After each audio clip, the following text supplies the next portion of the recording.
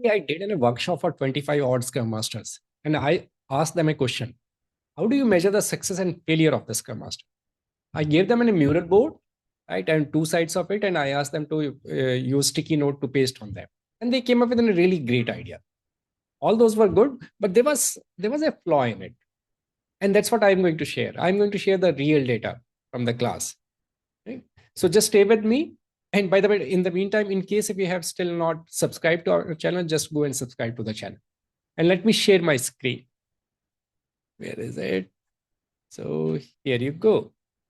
Right? If you look at it, right? I hope it is visible.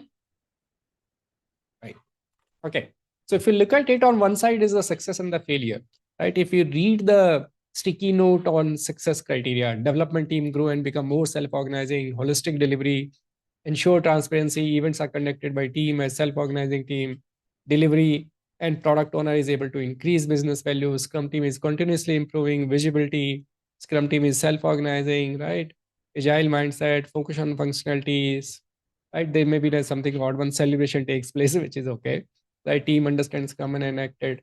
Right? And if we try to group them into maybe two or three themes, I can come up with maybe the self-organization part, the delivery part, right? Or maybe the quality part. Right? Those are the three high level. Now, if I go to the second side of it, the failure, right? So failure are also the almost the same, right? No consistent done increment, delivery is not on time, team or PO management asks for a plan. This is something different. Team thinks there are still too many meetings, Scrum not well understood, increments not usable, lack of trust, right? Again, almost the done increment, the quality, right? Or maybe the self-organization, right? Or more or less same. Right? All this is good. I agree. But the catch here is most of these items are about the team, not about you. Right? That's the challenge. Right? That's the first one. The second is if you look at these items, these are more of a lagging indicator.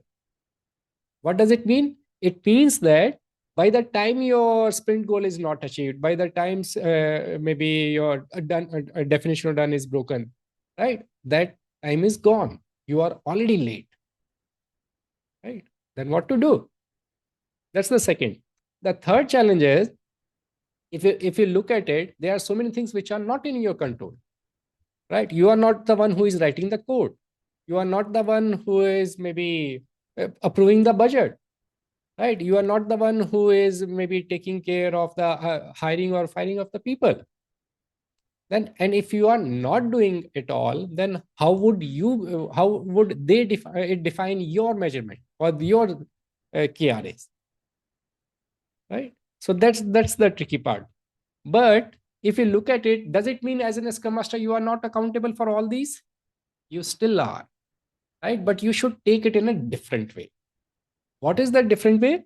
You should think from a perspective that all these are good. These are more of an indicator. These are the indicator on the items you should work on, right? They are the one. These are more of a diagnostic. You should work on these things, right? They are not your appraisal, right? That's the first part. The second is about the system part. So if you look at these items, right, they are more of a system. There are chances that they may be most of them are the systemic issue, right? And you should work on those. What are those systemic issues? For example, eh, how often does a team face an impediment or so-called impediment which they could have solved it themselves, but they come to you? How available is your product owner, right? How many times a team has an external dependency, or how many external dependency generally a team has? Why they don't have all the skills or the required for developing that product within their team, right? What is causing or isn't team able to deliver in a done increment, or what is causing or what is stopping them from delivering in a done increment? Those may be more of a systemic issue which you should work on, right? The third is the behavior part. The behavior is more specific to you.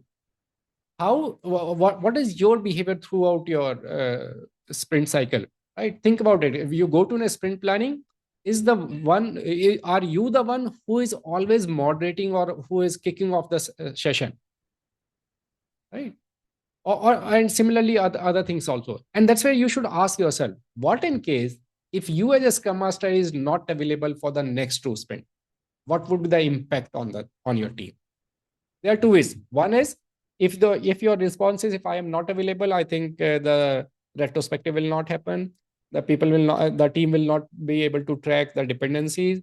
There will not be anyone who is sending out the calendar invitation. If those are the things, then that's a failure part. And that's I think you need to improve on your job. The second option is, in case if your response is, if I am not available for the next two sprint, there are chances, or obviously there is, that I was working on some organization level things which may get stalled. That will not improve, or that will not progress. Then that's the right. Then you are on the right. So think about it. I always say that for a Scrum Master has three stakeholders, right? Your team, your product owner, and your organization. Most of the time, as in a Scrum Master, we end up just focusing on the team, right? Or sometimes maybe the product owner, but we generally ignore the organization part,